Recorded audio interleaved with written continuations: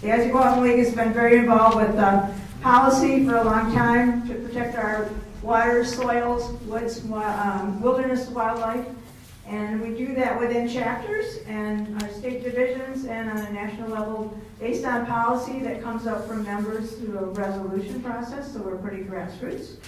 But just a little bit about the summits. The citizen concern for the state's natural resources, and especially the state of our wetlands, culminated in the original summit that focused on identifying health and no net loss for wetlands. And that was an outcome of the rallies for the Clean Water, Land, and Legacy Amendment. And today we're going to get another report this afternoon on what's going on with our wetlands, get an update. The summits have been adaptive since we departed a little bit from wetlands to what's going on in terms of policy, either federal or state, or new programs. And concurrently, there was, about 2006, there was also the health concern about the health of the Great Lakes. The Great Lakes Water Quality Agreement was being renegotiated, and the Great Lakes Water Resource Compact came along. The Great Lakes Water Quality Agreement, we were trying to get it expanded to include groundwater issues, chemicals of emerging concern that were coming up, and also more robust AIS, aquatic invasive species, protection, as well as a rapid response program in place. Those are things that were added in as important. And within the Water Compact, that required diversion policy, as well as a need for water conservation. And so we've been talking to DNR about that, and delighted to hear this fall that they've got something going on water conservation, and Jason's going to be talking about that in a bit. And then we all know about some of the other things going on with climate change and differences with that. Last year, the PCA announced the RAPS, the Watershed Restoration and Protection Program. And this year, a complementary program they're rolling out is, after some research and findings, is on the nutrient and nitrogen reduction strategy that's in place, so we'll be hearing about that. The state could be taking action right now on aquatic invasive species and developing a rapid response program. There's a emergency ballast water treatment program ready to roll. If we could just get some interest in the state to get that in place. Phyllis Screen from Isle Royal, who's the superintendent up there, has got that all ready to go. She's got the shipper, she's got everything in place. So we're trying to find some money for that. And conservation, I think, is a no-brainer. We know how to do that. I think it's not really hard. The tough part is understanding what the problems, like with hydrofracking. We've got Isaac Weldon people out in Pennsylvania that are living the gasland experience. And also, we've got the sulfide mining up north. So understanding groundwater and how that all plays out and what it's going to do, what our trade-offs are, and that is a part of our decision-making is hugely important. So with that, we've got Terry Jones who's going to help us out this morning on some of that and maybe help us understand.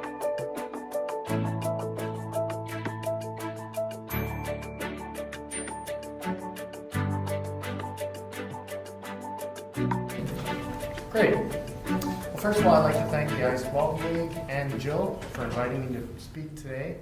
Last year, I came to the same meeting. I talked about White Bear Lake and some of the surface groundwater interaction issues there.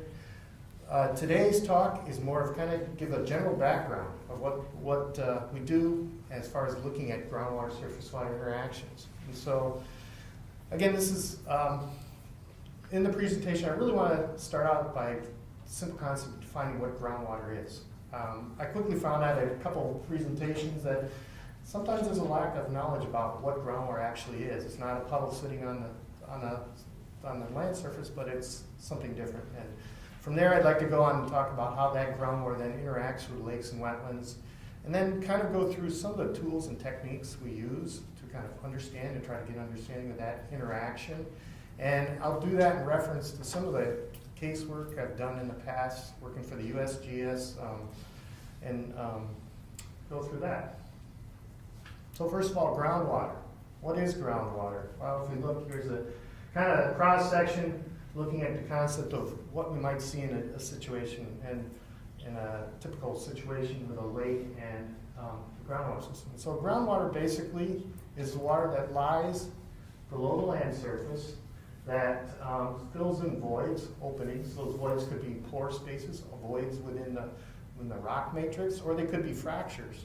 And they basically fill in around the rocks. And so if we're looking at a system, let's say we've got rainfall that comes down on the land surface, we have water that then can percolate, infiltrate and percolate down through the soils, and then reach what's called the groundwater system. And that's basically where all the voids are filled in with water. And when we talk about recharge, that's that water that seeps from the land surface that goes down into the aquifer. And then I really like this description here of what really goes on in a groundwater system. And it's from a USGS circular. And it says groundwater moves along flow paths and various lengths and transmits water from areas where it recharges or comes down into the system. And then it goes to areas where it discharges. And that can be lakes or streams or wetlands. And this is a case here. This is actually some photos from the White Bear Lake issue. And when we talk about groundwater and surface water interactions, we're talking about the exchange of water, and not only water, but its components. And it's from an aquifer or other geologic system to surface water bodies. Now, an aquifer is basically a groundwater system or underground rocks and sediments that have enough water so that it can actually use it for a water source. But there are other kinds of systems. Some of those don't provide enough water though, but they still can interact with lakes and wetlands. And in this case, here we can see here, this is actually a seep that comes out on the shoreline of the public beach there. And this is actually groundwater that's coming out and seeping out on top of the system. And if you can look at it, there's a lot of iron staining here. And that's when I talk about the components. It's the chemistry, too, that can interact at these locations where it discharges. And in here, you've got iron staining. There's iron that's coming out of the water system and precipitating out, and it becomes oxidized and precipitates out on the surface. Now, if we look at it, here's an air photo.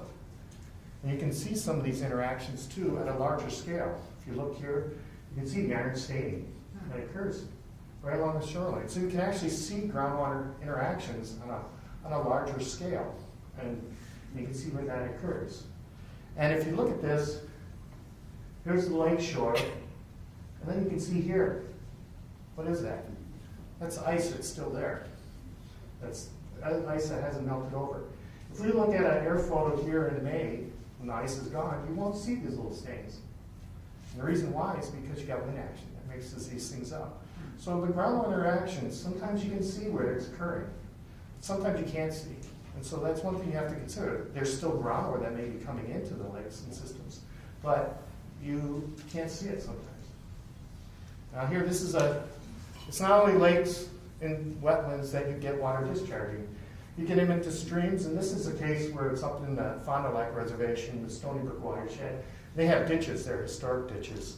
And there you can see we actually have seeps that are forming, that form in there. And if I got this video working, you can see this is actually, in the video, you can see actually sands coming in, water coming in, and it's percolating the sands up.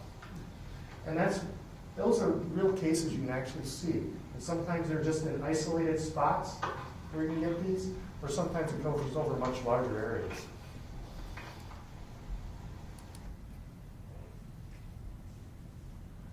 So, groundwater in lakes and wetlands. With lakes and wetlands, you can have systems that have groundwater, where the groundwater flows into lakes. And the lakes and wetlands only receive groundwater. You can also have systems where the lakes are actually discharging water into the groundwater system.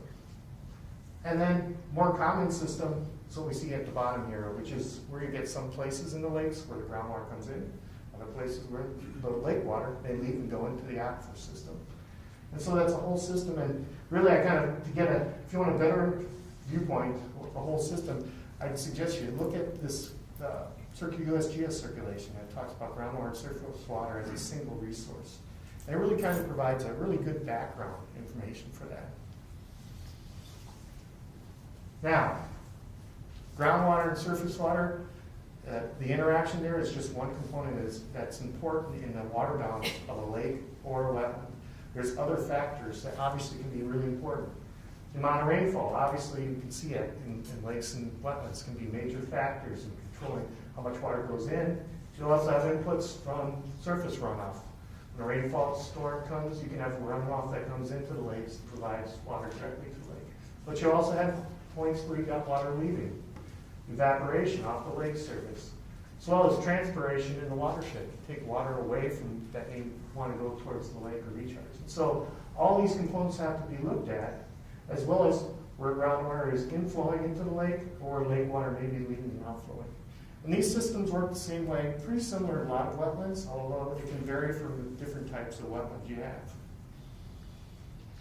Oh, I forgot. Then we have to see that these interactions can also be affected by processes that are occurring that we introduce. Things like putting in wells and other factors that can change how these interactions may be occurring. And those things all have to be considered when we're looking at systems. Okay, so what are the factors that can control the amount and the location of interactions in lakes and wetlands? Obviously, one thing you have to look at is groundwater levels and lake levels. If you have groundwater levels in the aquifer that are higher near a lake, and that are higher than what's the lake levels, you tend to have water that may be discharging into the lakes and those systems.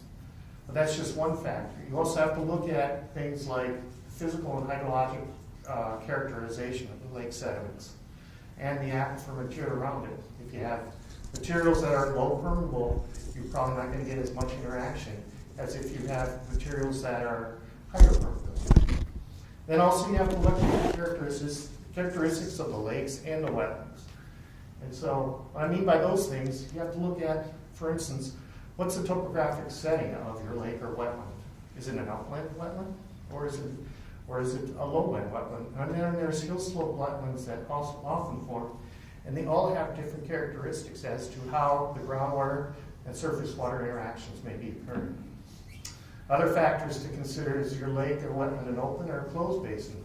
Closed basin is where you don't have streams or surface water features discharging into it directly. And then also you have to consider the size of the watershed area. Often areas where you have lakes that have smaller watersheds may depend more on groundwater and direct precipitation than surface water runoff. And also you have to look and see if things are, like the water levels in the lakes and the wetlands are regulated. Are they being set at certain levels? And also, really important to consider what the geologic setting or the hydrogeologic setting is. In other words, do you have the presence of major bedrock valleys in the system below that? That would be some major aquifers, which you have features that may have areas where you get more discharge from wetlands or lakes into the aquifer systems. And also look at fractured setting. Do you have a bedrock fractured setting, or is it a porous mini setting? All those factors play a key role as understanding how much water you might be getting in from the groundwater system or leaving. So, what can cause changes in these interactions with the lakes and the wetlands? And there's various variables.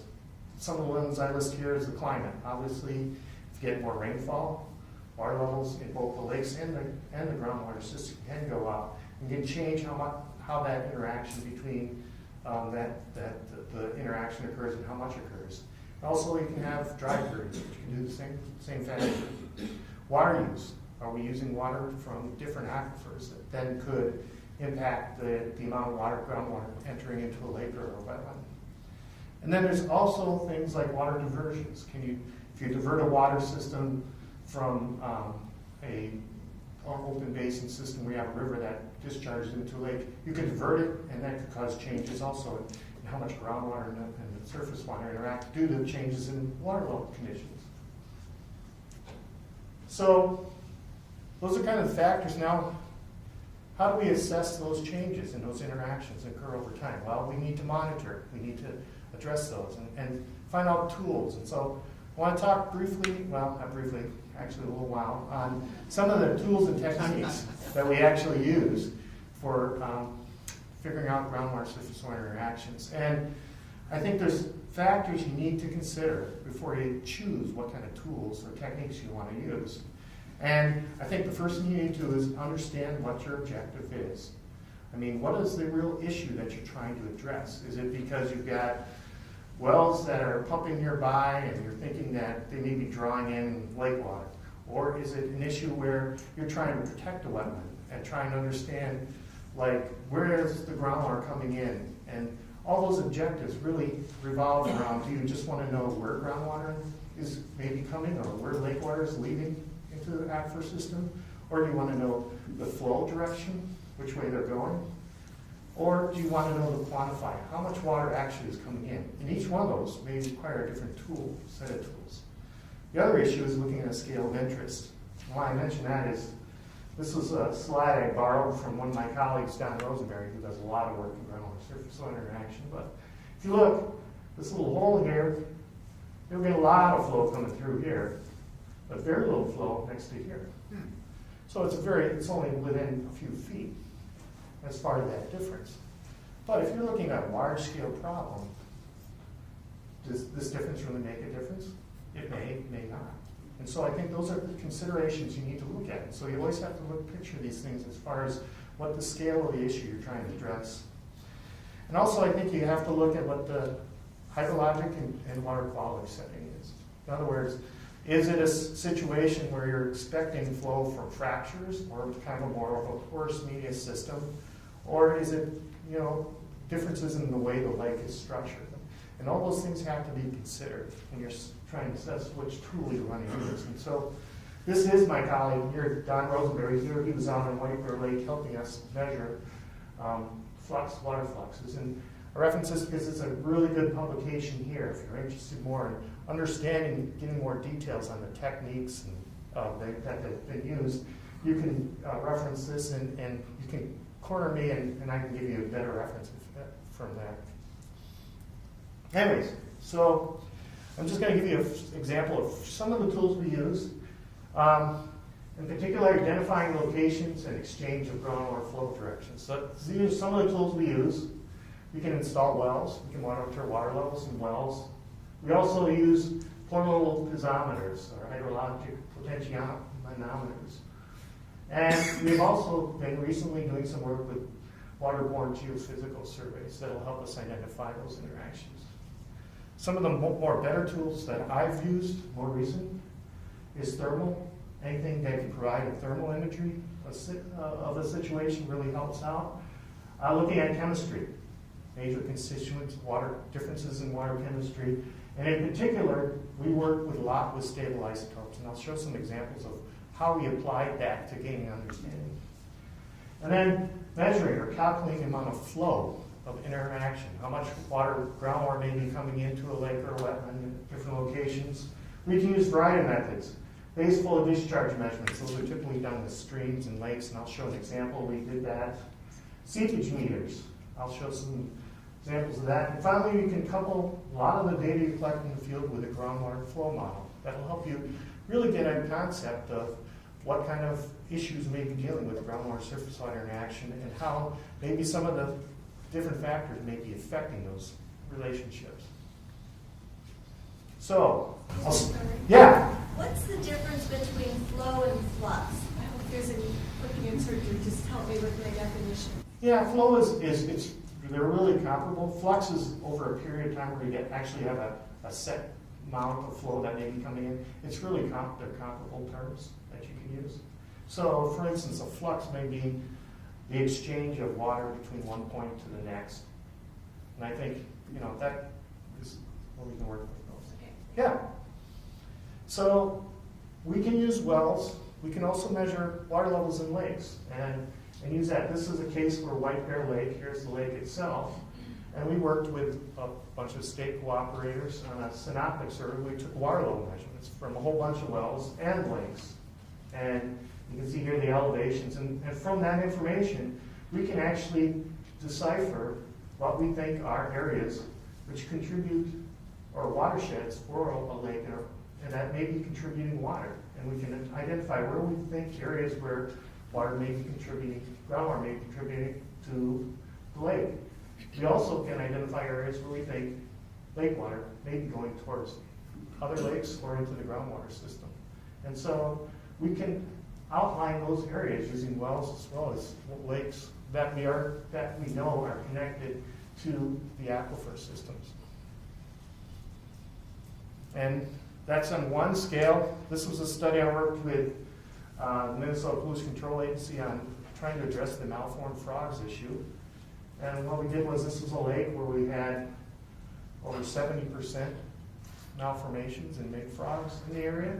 So there was a concern about water quality and if the groundwater may be coming in. So we installed wells around the lake. And then we looked at the water chemistry. And one factor we looked at was we looked at where groundwater was coming in. We knew groundwater was coming in from the north and the west. And you can see, one thing we worked a lot with is the specific conductance, or how much dissolved material was actually in the water systems. We had high values where we had groundwater that was coming into the lake system. Here's values for the lake itself, were lower. And then when the lake water was discharging, which our water level data that we compared to for the wells indicated, you can see that the conductivities were a little bit lower.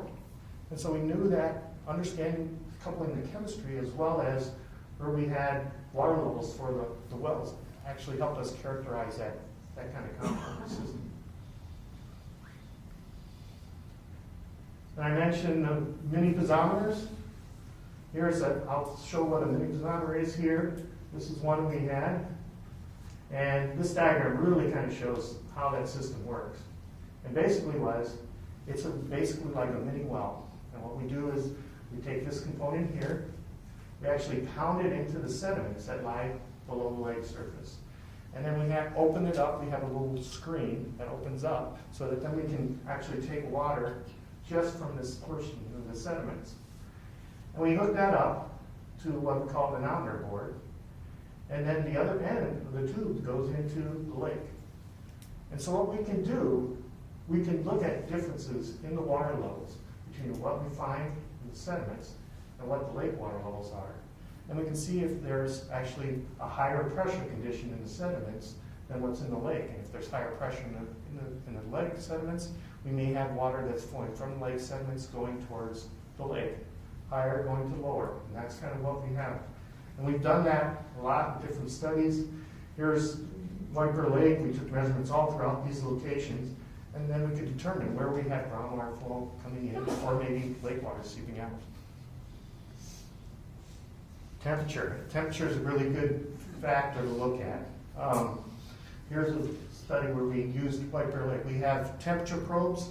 We have one that's about 6 feet in length, and what you can do is actually take the probe, stick it into the ground. It has a thermocouple, something that can measure the temperature, that we can stick deep into the sediments and actually see what the temperatures are. And what we do is we take it during periods of time where either we have really cold surface water temperatures or really hot temperatures.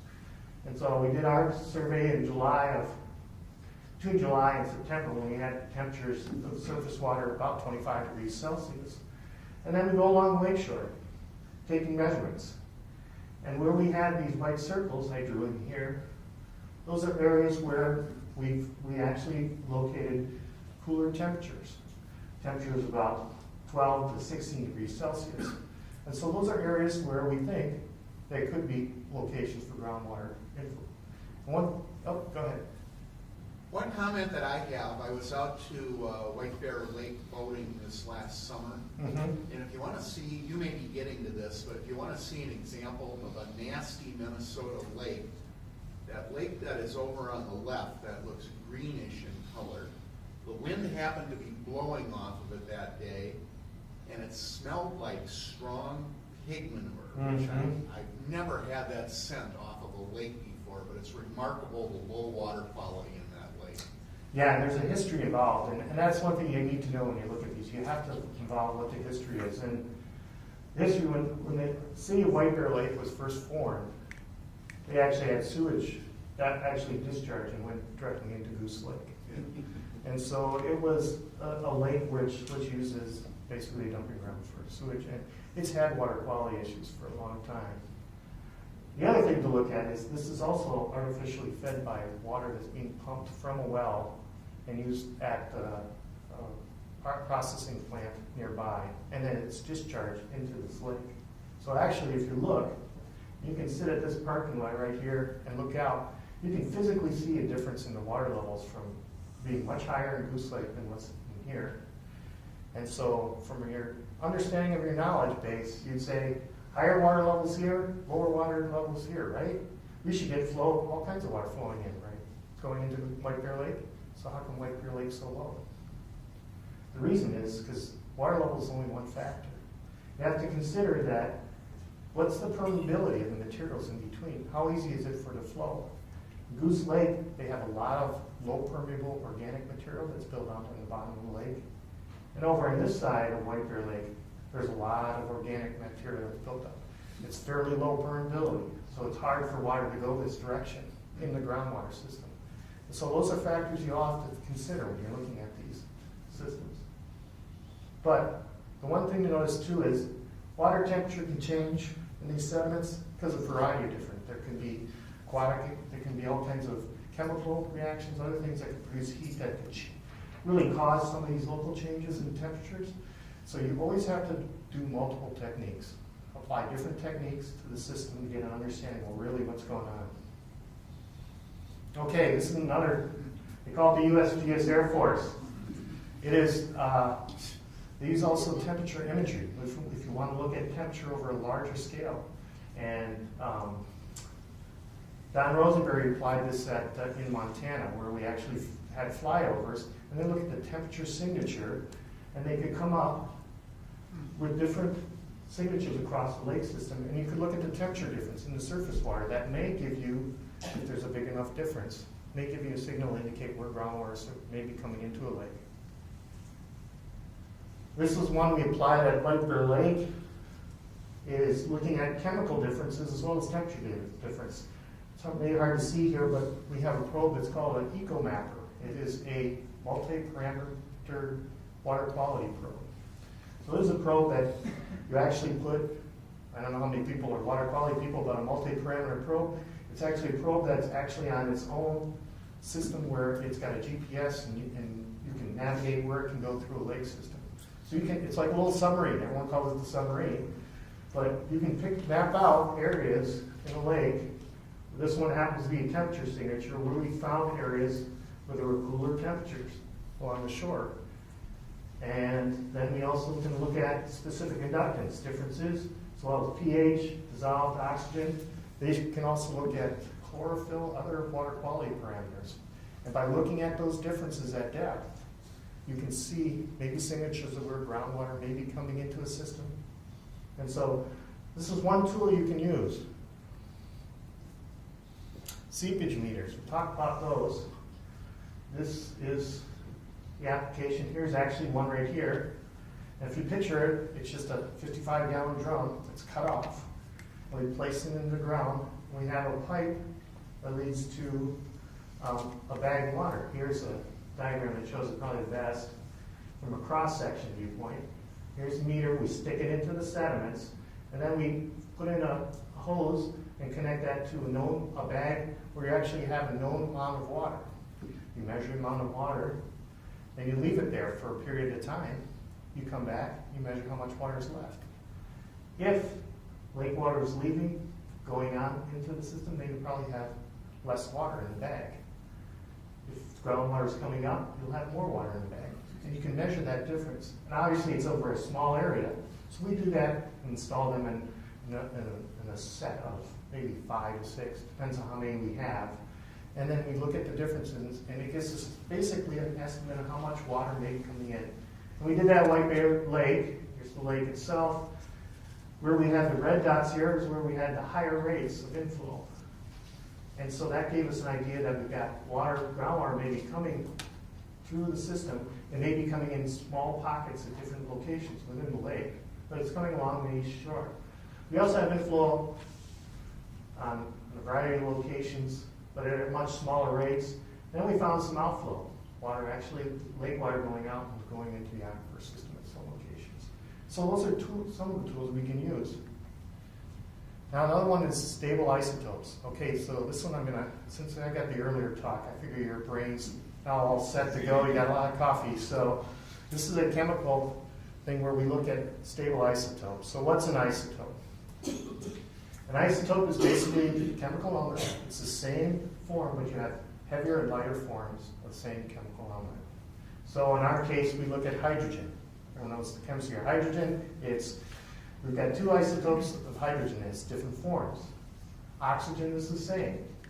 And we try to look at both those and compare those to see what differences in chemistry. And why I want to explain to it is because it's really important that we can use that, because by looking at the differences in that ratio of the isotopes, you can identify different sources of water and where it may be coming from and mixtures. And so what we typically do is we compare heavier versus lighter of the same of hydrogen isotopes. So we look at a ratio, one versus the other, and then we plot that ratio versus heavier and lighter of oxygen ratio. And with our study, this White Bear Lake, and we do that in many studies, you need to look at all the components of the hydrologic cycle. So we sample snow and rain, and then we look at lake water and well water samples to get some idea of maybe how we have interactions. And so this is some of our results I'll show for White Bear Lake.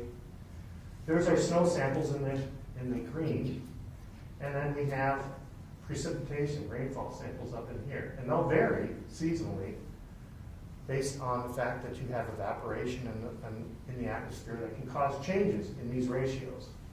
And so, again, we're plotting oxygen versus hydrogen. And then we also took the surface water samples. We collected water samples from White Bear Lake throughout the season. And one thing we saw was they're located here. And when we looked at our meteorological water data, we could plot a line, and this we call our meteoric water line. And basically, it's how our isotopes change throughout the rain and the snow. And we used one, since we wanted to compare this to one where we collected more rainwater samples, and that was a study that a colleague of mine, Matt, landed in Princeton. We could plot our data versus the line that he came up with, and ours really followed really nicely with his relationship. So, back to the lake. We have the lake samples here, and they varied. We have low values here in the spring, and then they go up until they get to the fall, they get higher, and they go back and forth. And one reason why we're getting that variation is because we're getting evaporation. We don't see these points falling on the meteoric water line because we have evaporation that occurs on wetlands and lakes. And it changes that ratio because when you have evaporation, it prefers taking up the lighter versus the heavier.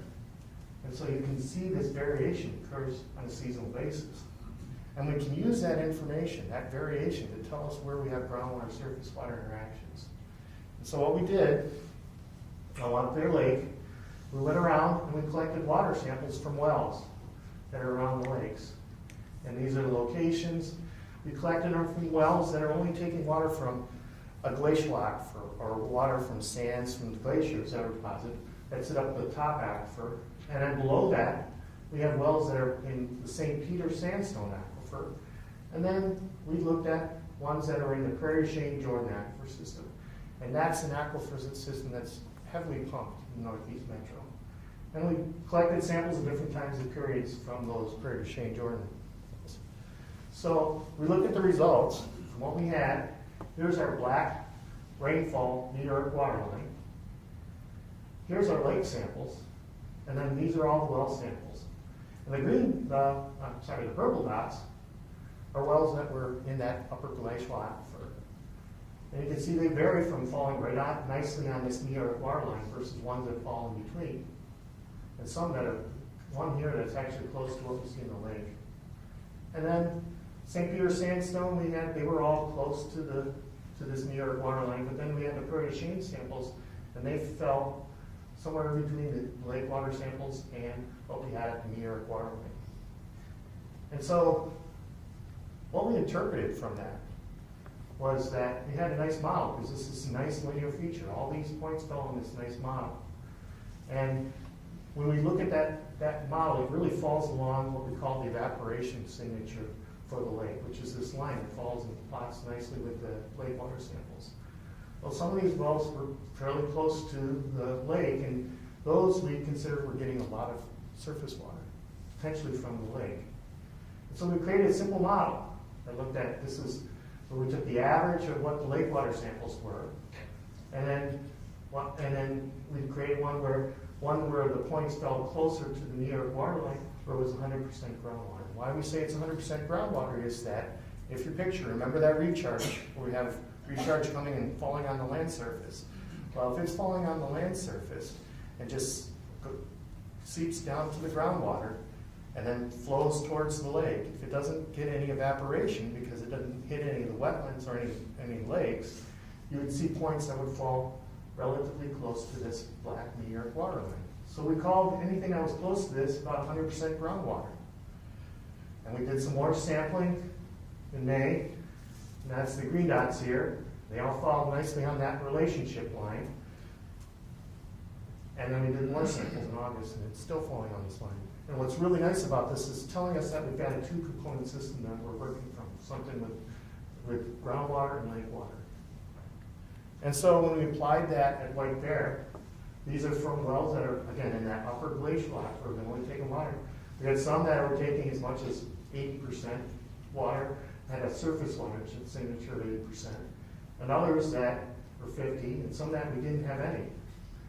And when we looked at the contours, we did our synoptic, we found that water was heading in this direction from the groundwater going towards the lake, and so we'd expect to only see groundwater.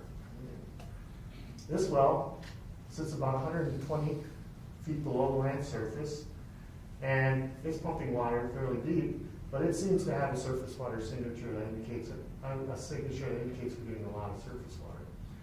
And we also had, remember we had water that we thought in that aquifer was heading towards Bald Eagle Lake, and we're seeing some of that maybe in these wells here, although we do have ones that don't have that signature. So this gives us a tool of what we think might be happening there. The St. Peter, we didn't have much interaction, but it's a pretty discontinuous aquifer there. In other words, it appears in some places and not in others, so it's kind of hard to interpret what we saw there. It was only 2 wells. But here's the Prairie du Chien signature, and what we say is the chemistry is we've got some wells that have very little surface water. There's one that's an exception, and then we had some that's 80%, 50%, 50%. And when you look at it, it says, well, we've got things all over the place. How do we do that? And what's it telling us? And I said, well, you got to look at all the pictures. So what you need to do is look also at our water level data. We took this synoptic study and we determined these were from taking the water levels. We determined this is the direction of groundwater flow within that Prairie du Chien Jordan aquifer. And if you look at that, a lot of the wells that lie kind of where the groundwater is coming north, flowing in this direction, a lot of them don't have a lot of signature. This is one exception, and we think that is because the well's right near the lake, and the sample was collected in August when you had the highest pumping rates. So this may be localized. But if you look downgraded from White Bear Lake, you see a lot of surface water contributions to these wells. And so what we think is happening, if we take our cross section right through this one section, this is what we think is happening. We think that in White Bear there's a lot of groundwater that's coming in from the glacial sands and maybe leaving at Bald Eagle, White Bear Lake, going in the opposite direction. But then if we look at this lower aquifer, the Prairie du Chien Jordan aquifer, we think there's groundwater that's coming in. But once it gets down to White Bear Lake, you're seeing maybe water that's coming from the lake, getting down, mixing in with this groundwater, and then ends up in the wells downgraded. And so we think this may be an important factor of how the interaction between surface and groundwater is going on in White Bear Lake, is that we've got something where we've got a deeper lake where we've got groundwater, that lake water may be getting into the aquifer system. And this totally makes sense from the standpoint that this is, the Prairie du Chien Jordan is kind of, the northernmost extent of the aquifer is up in the northeast metro area. And so this is areas where we have a lot of recharge that may be going down into that deeper aquifer. And it's a regional recharge that's going into this system. And so it makes sense that some of the deeper lakes, we may have that connection, a strong connection between the groundwater and surface water. And what makes this unique is that a lot of the interaction in most lakes in Minnesota occurs along the shorelines. This one is in a deeper location. And so it's just an example of how we apply multiple techniques to look at an issue. Now, we're taking the next step. We've got some additional funding from the state to look at what's going on with White Bear and other lakes in the Northeast Metro. And what we're doing now is looking at some of the deeper spots where we think some of the interaction may be occurring and applying seismic survey data to that. And what we have is basically a seismic unit. It's called a towfish that we've worked with our colleagues in the USGS branch of geophysics. And it sends us acoustic signal from, we tow it along the boat on the lake surface, it sends a signal down to the bottom of the lake, bounces back and receives that signal. And we get interpretations like we see here of what we think is the structure or the sediment structure on the bottom of the lake. And what we can see here, here's the second profile. This kind of extends from here over to here. And if you look at the profile, you can see a nice sediment. We've got basins that are filling up with some organic sediments probably in here that have slumped in. And then we've got other sections where we can slump in. But you can really see nicely what the structure might be in these upper sediments. But we've got areas where we've got this, where you can't see anything. It's kind of a blur. And the reason why is we believe, and we've been told this by the geophysics, a lot of these areas are where you've got a lot of trapped gases in the sediments that are trapped. And so we started figuring it out and looking. And what we think is happening, these are areas where you have fairly low permeable conditions. There's probably not a lot of water interacting between the lake and the groundwater system. But where we've got nice clear sections, I think that's where we might have more interaction. And this may be where we look. And so we're going to do some further work by actually putting in piezometers in the lake bottom sediments and seepage meters down there, trying to figure out how much interaction flow may be occurring down there. So that's one tool. So I'm going to get away from White Bear Lake and talk about some other stuff. And this is a case with hill slope wetlands that we work down in Rochester. And if you look, there's areas where the Decorah Shale comes out. And the Decorah Shale is a low permeable environment. And where that is kind of the upper bedrock, where it comes towards the land surface, is in these green areas right in through here. And they call it the Decorah Edge. And there's a lot of wetlands. I've heard estimates about 30% of the land through there has wetlands. And they're all located along hill slopes. And we see something similar, but not as much work has been done with the St. Lawrence Formation, the same type of system. And that's all throughout southeastern Minnesota.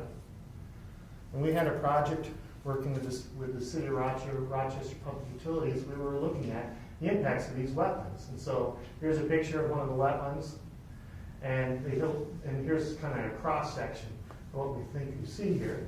But we have upper aquifers that have been, over a period of time, a lot of areas where we have had a lot of agriculture that's occurred. And as a result, we've had a lot of high nitrate concentrations, groundwaters that have a lot of nitrate. And as that system actually flows and we have groundwater that may discharge towards the land slope, we have groundwater that flows towards the slope and it discharges. And what forms are wetlands such as this, along the hill slopes. Well, in the wetlands, we can have processes where the nitrates can be taken up by plants, they can be immobilized in the soils, and then we can have a process called denitrification where it's converted over and becomes nitrogen gas and leaves the system. And why this is important is because what happens is that as the water discharges, it'll flow through these wetlands and actually come down the slope and hit, in a lot of places where we have vertical fractures through the Platteville limestone and other systems, and it can then discharge into deeper aquifers. And it can discharge into the St. Peter sandstone aquifer, which is also used quite a lot for a water supply. In fact, the city of Rochester has one of their wells located just above one of the Decorah Edge wetlands. And so understanding how these processes may be decreasing nitrogen is really important for their understanding their groundwater system, because once these processes take the water that's recharging into these sandstone aquifers is typically lower in nitrate concentrations. Now, this is a plot, it's pretty complex, but it demonstrates. We did some cross sections through where we put in monitoring points in the wetlands. This gray area indicates where the wetlands were. But we had the upgraded wells, which are the wells the farthest ones upgrading. We actually had pretty high nitrate concentrations. But once you get downgraded, as you go through each of these cross sections, we'd see the nitrate concentrations go down, a lot of times down to 0 in some of the systems.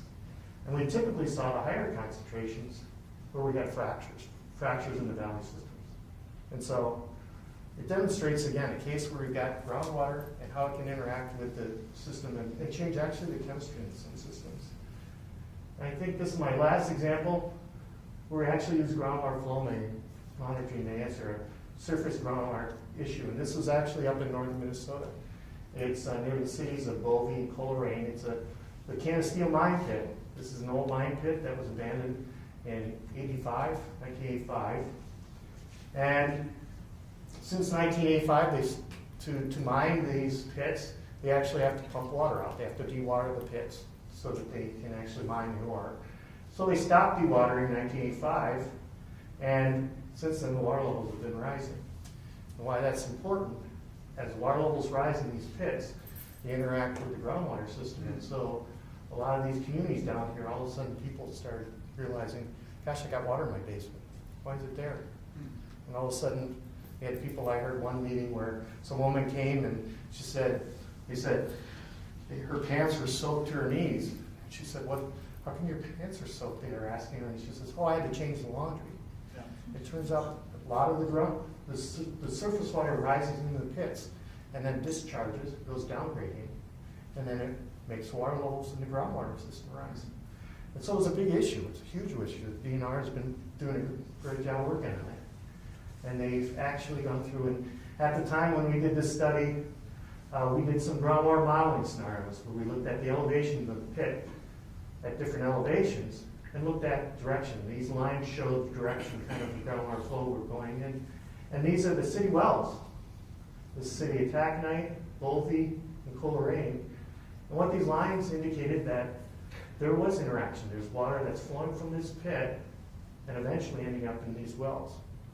And so it demonstrates that we've got a presence of groundwater and surface water interactions that can really cause major issues to communities. Now, since then, they've actually put in a ditching system to kind of do a job of controlling some of the water levels in the pits, so they don't have so much impact on the towns down there. Where do the ditches go? I believe Prairie River, because up here, the elevation is much higher up here, and it's much lower down here, and Prairie River is down here. So, I got one more example, finally, sorry. See Rochester. Keep it going. Okay. Keep it going over time. Yep. This is where we use base flow measurements. There's a segment of the stream right here where actually Bar Engineering went through, took some discharge measurements, found that there was a decrease. As you went downstream, all of a sudden you had a drop, and it came back up as it came through the system. The city of Rochester was concerned because the city of Rochester is number 27 almost right there. So they thought maybe our pumping is taking water from the street. We did discharge measurements back in 2008. We didn't see the thing, but the rates were a little higher. But one thing we did, we went back to our stable isotopes. And we took samples along the stream at different portions, and then we took samples from the wells. And here are the values for the streams. We used the New York water line that we had, that was that St. Princeton one. And you can see as the season goes by, in the stream, the isotopes change. Now the well samples, they all ended up here. Didn't matter what time of year we were sampling, they were all about the same. So it was a line of evidence that really showed that pumping from here was not really taking very much water at all from the system. That maybe some of the water losses were caused because the aquifer that was below this was a Prairie du Chien, and it's a karst aquifer. And maybe we've got some channels that are taking some of the water out, and then it provides water as it goes downstream, provides it back into the lake stream. But that was just one case. So finally, We have to stop. yep, that works. This is the end. Just to let you know, whenever you do these, when people are working these systems, you gotta use multiple methods. You gotta know the scale of the problem you're dealing with, and know the hydrologic setting that you're working from. That's it.